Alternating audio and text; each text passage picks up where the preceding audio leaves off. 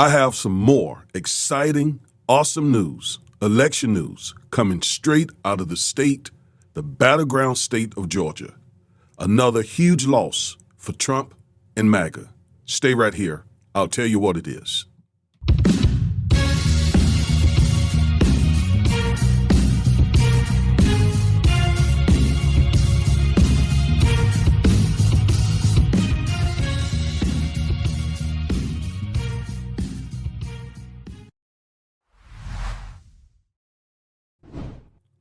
All right, so yes, I got an update for you about Georgia election laws and rules, and it's really important because, as we know, Georgia is a battleground state, right?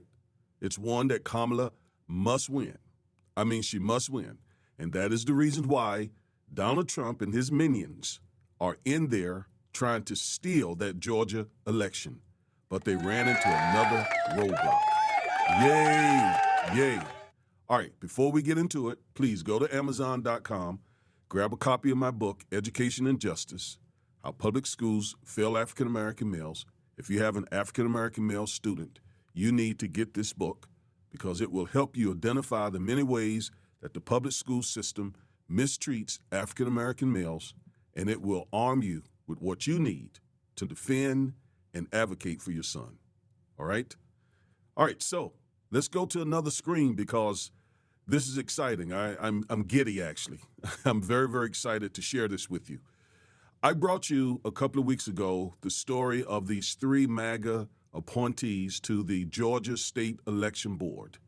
And what they did was they promulgated some rules to shift the election, the Georgia election, in Trump's favor. Now, there were about 8 rules. These 3, in my opinion, were the most problematic. All right? One of the rules required a manual hand count.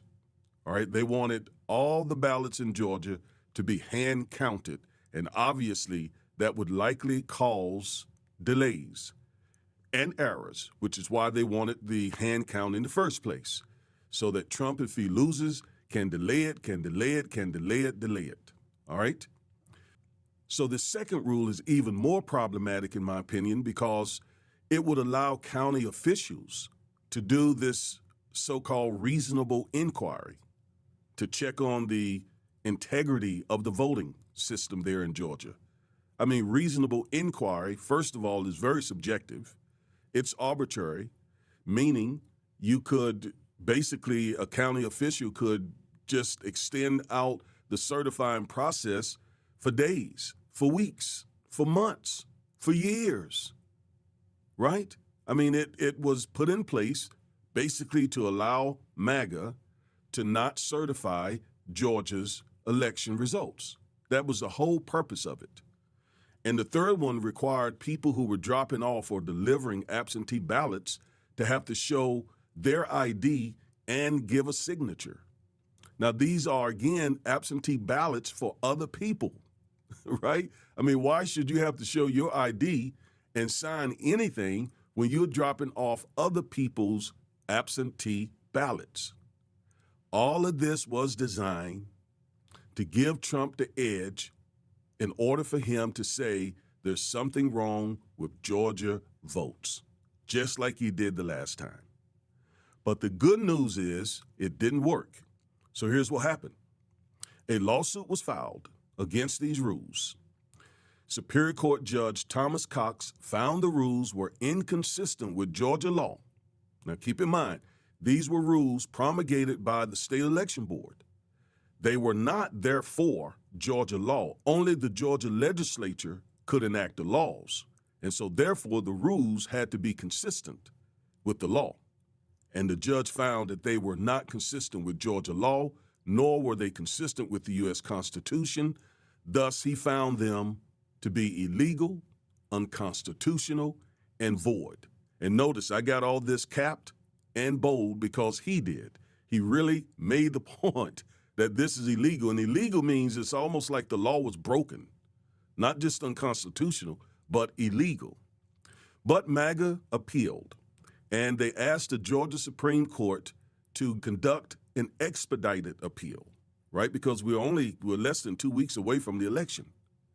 Well, the update and the good news is the Georgia Supreme Court denied the expedited appeal of MAGA, which means that appeal will be handled on the Supreme Court, the Georgia Supreme Court's regular schedule. Thus, it will not be heard before the election. So the judge's order stands. Those rules were struck down. The judge ruled that they were void, and therefore they will not take place in this election. Trump will not be able to use those rules to try to upset the certifying process and so forth. That is really big news, all right? And it's a wonderful update that I wanted to share with you.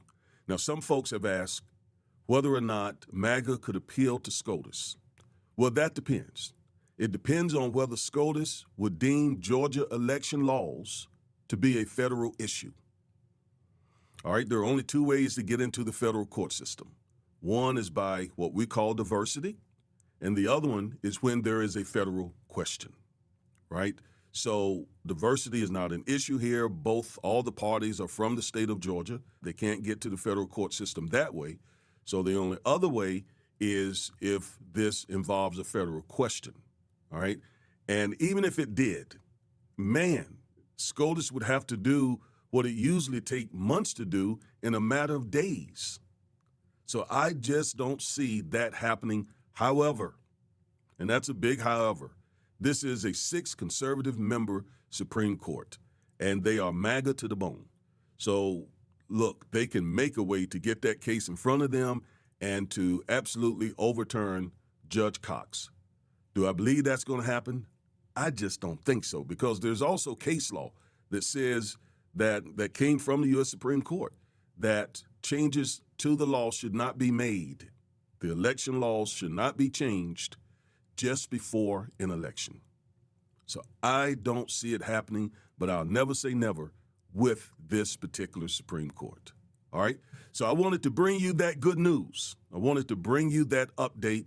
Judge Cox's opinion, his order to invalidate those rules was upheld by the Georgia Supreme Court. All right? That is really good for democracy. That is excellent for freedom. That is bad for Trump and MAGA. All right? So these other battleground states, he's doing the same type of things there. Hopefully, their outcome will be the same. All right? So let's just stay prayerful. Let's stay diligent. Let's be vigilant. Let's make sure we go out to vote. Let's make sure we take people with us to vote. Remember my thing about impact voting? That is voting in overwhelming numbers to make it very clear to Donald Trump that the country rejects his dark, evil agenda and his dark and evil personality and persona and all of that, the rhetoric and so on. All right? So I am Attorney Augustus Corbett, one half of the Defiant Lawyers. We bring you this content on a regular basis. And until the next time, peace.